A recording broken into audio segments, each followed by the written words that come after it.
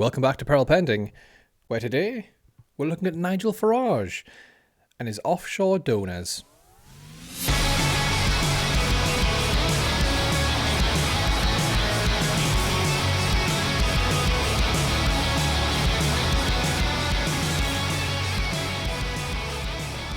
Yeah, it just looks like the news keeps coming and coming here. Maybe old Farage boy isn't too happy about being in the public eye so much now that he's an MP, because, as to expect, people are going to start checking out his finances.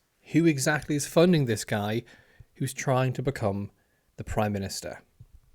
This is from Mirror Politics. Again, link to the full article down below. I'm just going to go over a few of the bits that I found quite interesting. Give it a read.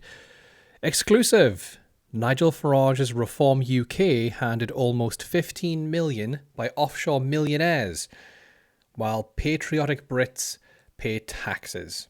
This is from Nick Summerland and Alexander Brown of Mirror Politics again.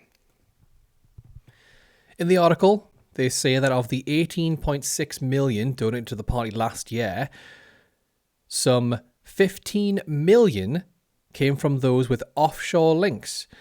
It's almost 80% of the cash given to the party. But again, don't pay attention to the facts and figures in front of your eyes. Nigel Farage, Richard Tice, Zia Youssef, all the ex-Tories there, they all just keep claiming that they're the party of the working class. I mean, they're entirely they're about 80% funded, looking at the cash from last year, by offshore millionaires. But, ignore that fact, I guess. The article talks about the first largest donor, being Christopher Harbon. We've talked about him quite a lot. It also goes over the second largest, Nick Candy. We talked about him in a previous video, and the same with Richard Tice as well. All of these owning companies, Richard Tice specifically saying there that he has previously established an offshore family trust.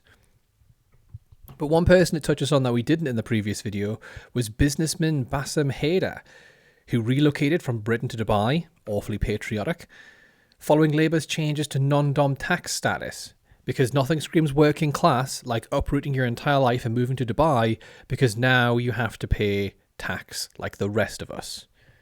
He donated $355,000 after leaving the UK. Funny that, didn't do it whilst he was here. And Haider previously said his biggest concern was tax on global assets and inheritance tax on global assets. I'm sure concerns that face every working class person around. Babelfish found that 5 reform donors, responsible for 12.55 million, or roughly 67% of the party's annual donations, provided addresses overseas to Companies House.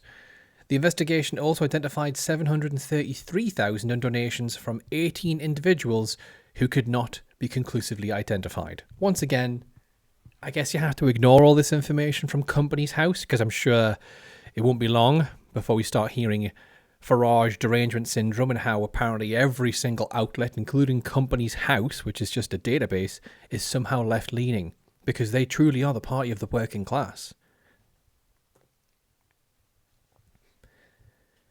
Mr. Vince said Farage is taking political donations into new territory and to new levels. The influence of big money in UK politics can no longer be ignored.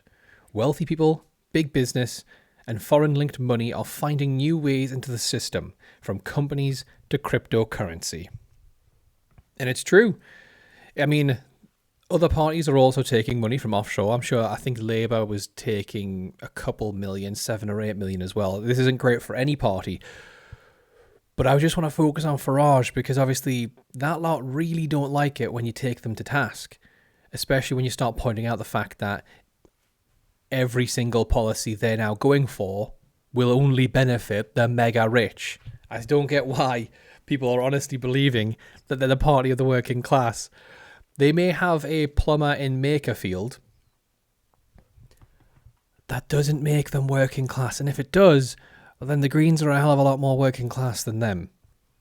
At the end of the article, it states that ReformUK was asked if they would like to make a comment.